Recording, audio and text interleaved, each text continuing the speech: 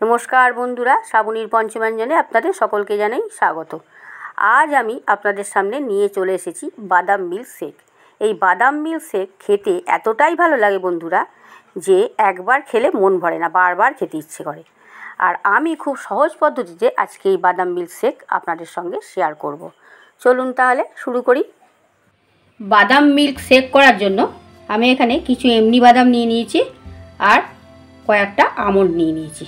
এগুলোকে আমি জলে অনেকক্ষণ ভিজিয়ে রেখেছিলাম, ঘন্টাখানে। বাদামগুলো ভিজেও গেছে। এখন এগুলো পেস্ট করে নেব। বাদামের খোসাগুলো আগে ছাড়িয়ে নেব, নিয়ে তারপর পেস্ট করব। বাদামগুলোর খোসাগুলো সব ছাড়িয়ে নিয়েছি। এখানে 200 ml লিকুইড দুধ নিয়ে নিয়েছি। এটা দিয়ে বাদামগুলো পেস্ট করে নেব।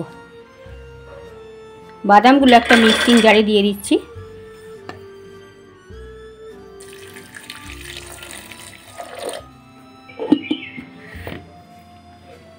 বাদামটা পেস্ট করা হয়ে গেছে, এখন একটা পাত্রে ঢেলে নেব।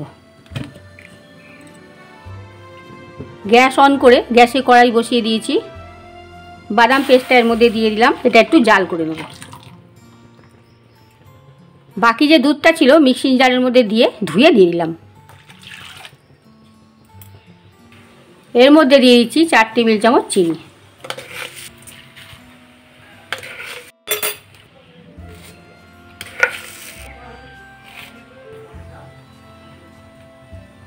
দুধটা চিনি দিয়ে ভালোভাবে ঘন করে জাল করে নিচ্ছি। এর মধ্যে দিয়ে দিচ্ছি অল্প একটু কেশর।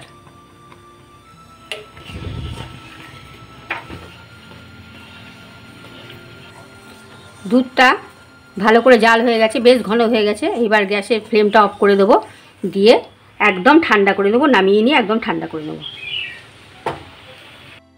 বন্ধুরা, আমি একটা কাঁচের জগের মধ্যে ঢেলে নিয়েছিলাম কড়াই থেকে, এখন গ্লাসে সার্ভ করে দিচ্ছি।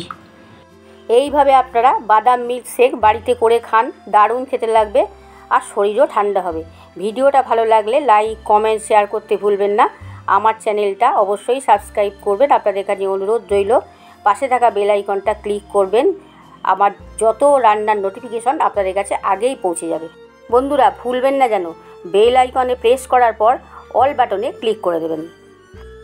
আমি ওপর দিয়ে এলাচ গুঁড়ো ছড়িয়ে দিলাম আর অল্প করে কেশর ছড়িয়ে দিলাম, আর আইস কিউব দিয়ে আমি সার্ভ করে নেব। আজ তাহলে আসি বন্ধুরা, দেখা হচ্ছে আবার পরের ভিডিওয়ে। আপনারা সবাই সুস্থ থাকুন, ভালো থাকুন।